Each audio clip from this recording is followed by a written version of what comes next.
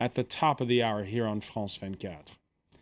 Welcome back, or welcome if you're just joining us. This is the France 24 debate. We're looking at the defiance of 81-year-old Rupert Murdoch in the face of day one of two of questioning from an official UK inquiry into phone tapping and influence peddling, alleged influence peddling by his news corporation, and the cozy relationship at times with politicians across the generations. With us to talk about it in this studio is from the French news agency AFP, Dave Clark. Also with us, Waddock Doyle of the American University of Paris, Jean-Claude Sergent of the Sorbonne Nouvelle, the author of several books on British media, preparing one on Rupert Murdoch himself, and from London, media analyst Claire Enders. Welcome back to all of you.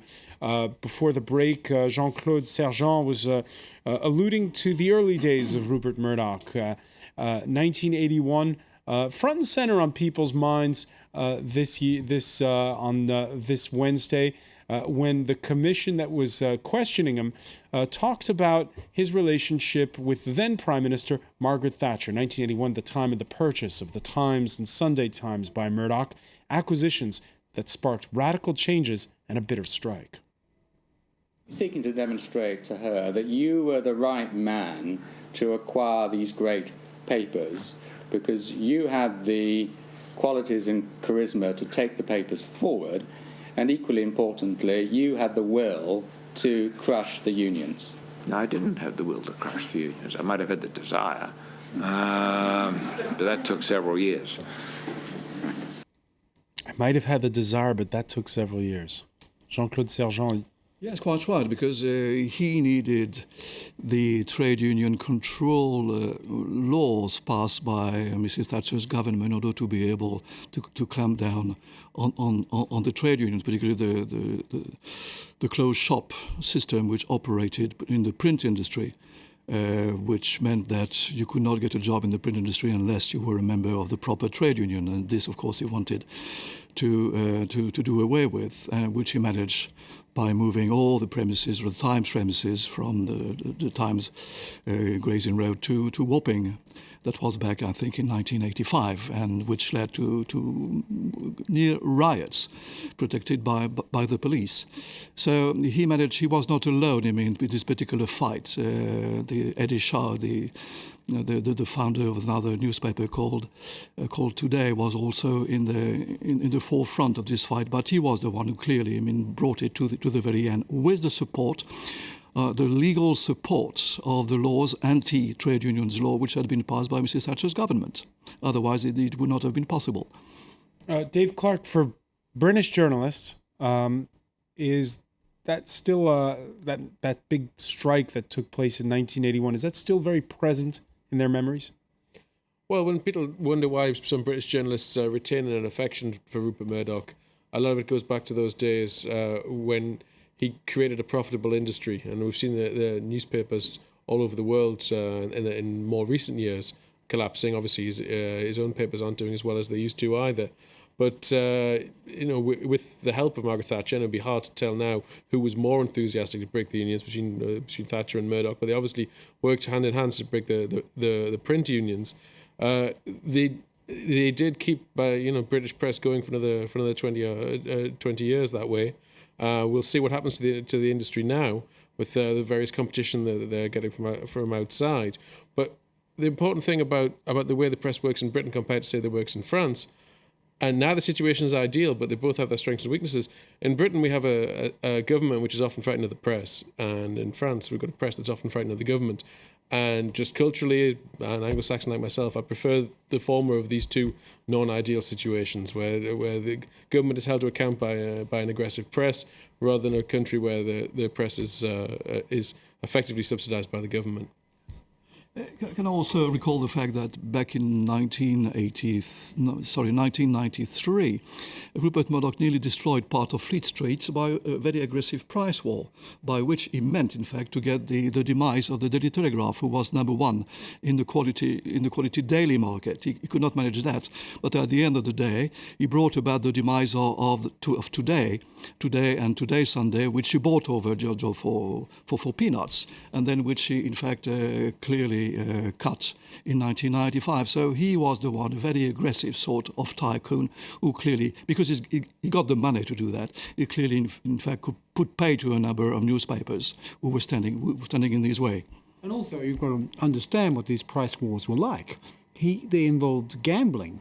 At one time, you could buy the Times and you scratched and you got money. I mean, the level of journalism, The Sun, the most read newspaper in the English-speaking world, invective, insults, xenophobia, anything to sell a copy. And then linked to that political influence.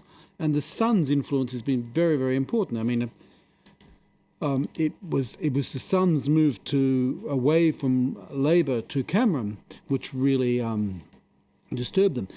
However, one has to think that within Murdoch's empire, the British newspapers are a very small part of this empire now. But let's pick up on that point. Claire Enders, the Sun has won and lost many an election for British prime ministers. Do you think that'll be the case next time around?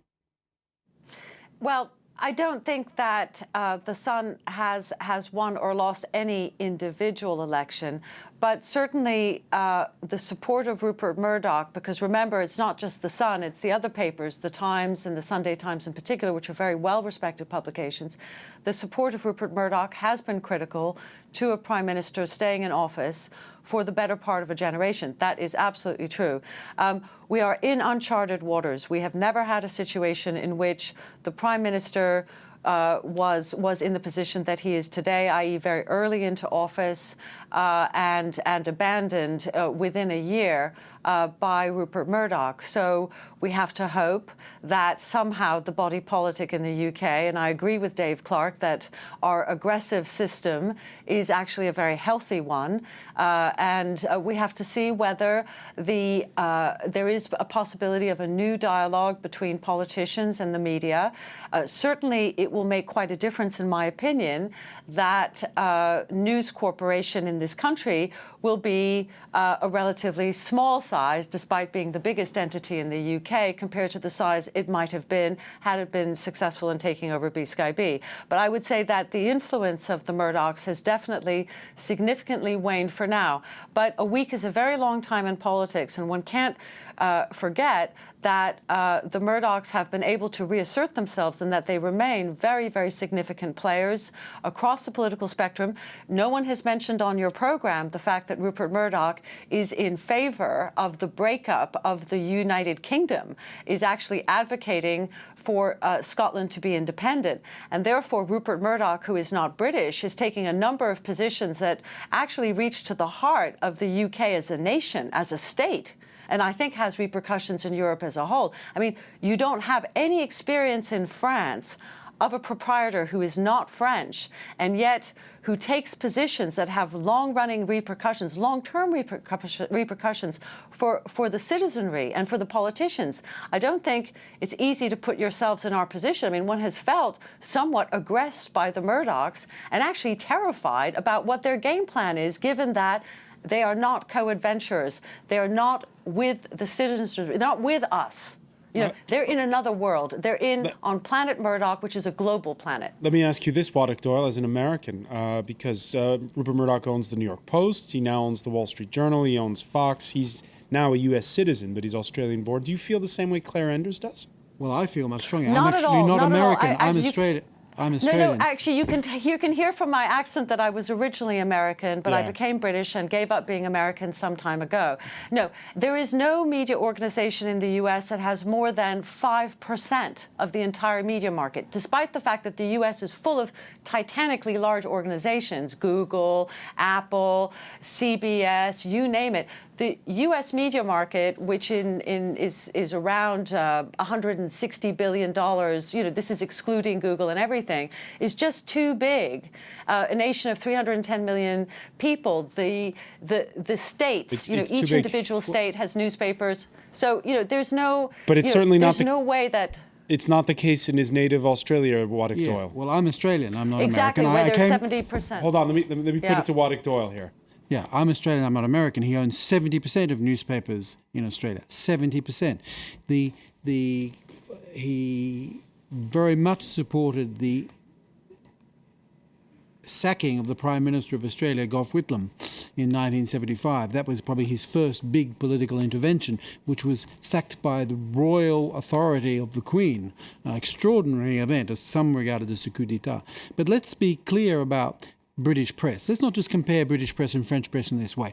Who has gone for Murdoch? Who has made Murdoch obtainable? It's The Guardian. The Guardian remains the one element of British press which is not completely submitted to a profit initiative, which is owned by a non-profit trust. It's owned by the Scott Trust. Well, the Daily Telegraph broke the MP's expenses scandal. There's lots of newspapers that do good reporting. Sure. The biggest media organisation in the UK is the BBC, which is the biggest media organisation in the UK is the BBC, which is funded by the state. That's not But true. who will take That's not Murdoch true. on? Who will take Murdoch on? It's the Guardian who took him on, front on, and the BBC didn't. Claire And- Enders? Sorry, the BBC is not the biggest media organisation in the UK. It turns over £4.5 billion. B-Sky-B turns over £6, and £5 billion of that is TV revenue alone. So I'm sorry, it's B-Sky-B that is the biggest TV organisation in the UK, and it's growing bigger. I didn't say they're just not to biggest. go back to the point that you... I said you they said were the the BBC most. was the biggest. They're the ones I who did. were prepared to take Murdoch on and to expose the scandal no, of that's phone actually hacking. not true. I'm so sorry. I don't think your information is correct. I was the person who initiated the campaign against the transaction. The Guardian and many other organizations, including the BBC, many media organizations have been tracking this story for a decade. Private Eye has had very extensive coverage of phone hacking. Here, maybe not on the web, but I can promise you that there are many guardian angels here. It's not true that Rupert Murdoch is unopposed. As you can see, he did not succeed in any of his aims in the last 3 years, not one. and So let me- the fact is that we're not too badly off. Perhaps Jean-Claude not in his commercial aims, but in terms of trying to exert influence on the political agenda, he's been very successful. And one of the main reasons why Tony Blair in particular refused to have a referendum on either the European Constitution or the Euro was because he knew full well that he would not be supported by Rupert Murdoch and his press, and he knew that full well. We know, and Rupert Murdoch has told us so in July, and today he has told us that he always had access to 10 Downing Street by the back door. So he had, of course, a fairly substantial occasion to convince Tony Blair that what was acceptable and what was not acceptable. And also, and we must remember that when Rupert Murdoch decided, or the Sun, or Rupert Murdoch, but the Sun in particular, decided they were not going to support Gordon Brown, that was in September 2009, on the very day when Gordon Brown was addressing the Labour conference. So that was, in fact, some kind of adding insult to injury. So let me ask Claire Enders. Rupert Murdoch did not get full control of B-Sky-B, but he still controls a ginormous media empire. He's got, as we've all been talking about, print, television, news, sports, entertainment, a Hollywood studio, 20th Century Fox. Is it going MySpace, says Waddick Doyle? Is it going to be the beginning, or is this the beginning of the end, or just the end of the beginning for Murdoch's empire? Well, this is just a continuation, and I'm very glad that Jean-Claude raised the issue of politics, because actually no one has raised those issues at the Leifson inquiry, and there are the most important issues to raise. And Jean-Claude is absolutely right. The political agenda of Rupert Murdoch, completely separately from his commercial interests, has always been a very well-known agenda. The Iraq War, the support from his newspapers for that, the anti-Euro thing, small government, kill the unions. I mean, these are a set of positions that he has advocated and peddled throughout his media, throughout his career. And I think Jean-Claude is absolutely right that that is the most toxic element. It's not the control of one medium or another. It's the control of the political agenda. All right, and that shows no sign of coming to an end. I mean, as you rightly pointed out, or one of your correspondents pointed out, the organization is very powerful in the US. It has had a very divisive effect. Fox News, the Wall Street Journal, these are media that are very right-wing. So we are not going to see anytime soon the end of the Murdoch's influence or attempts at influence to control the political agenda of the world. We're not going to see any end to that. I want to, before we go, get back to the point Dave Clark made earlier about the politicians who are scared of the journalists and not the journalists who are scared of the politicians when we compare with France. I'm just going to show you UK circulation for print newspapers from March 2012. For all the talk that print is dying, The Sun still sells 2.6 million copies a year. And as you can see, the competition still robust by European standards. Look at the circulation there. And now if you compare to France, a nation with a larger population than the UK, well, it's a lot less. I mean, we're nowhere near those numbers in the millions. So Dave Clark, we're in the middle of a French presidential election campaign. If you had British press here covering the campaign, what would it be like? Well, if there were British press here covering the campaign, there'd be a lot tougher questions and follow-up questions when people appear on broadcast or when they appear to be interviewed by the papers. But the underlying structural thing is not just the weak numbers that the French press has. They rely a lot on French government subsidies in order to distribute those limited number of newspapers that they distribute. And also the people who own the French newspapers have big interests outside the press and outside the media. And the French state is very present in many businesses in France. If you're selling jet fighters, if you're an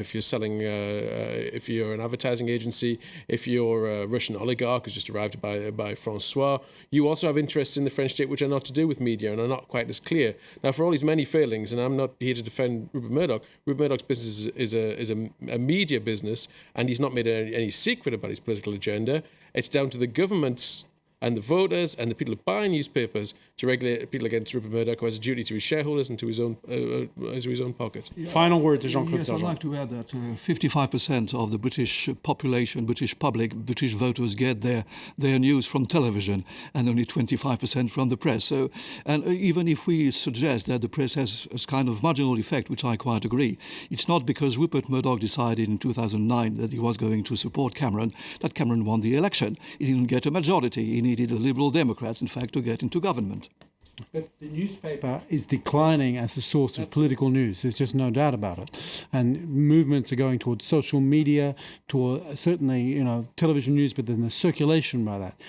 And this old world is also declining. We've seen this with phone hacking. We've seen this with email release. The idea of maintaining secrets has changed even inside the corporation. We're living in a different media world. So the power of the media mogul may be under threat yet. Waddick Doyle, I want to thank you. I also want to thank Dave Clark, Jean-Claude Sergent, and Claire Enders for joining us from London. Thank you for being with us here in the France 24 debate. Stay with us. Coming up next, it's time for business. You're watching France 24.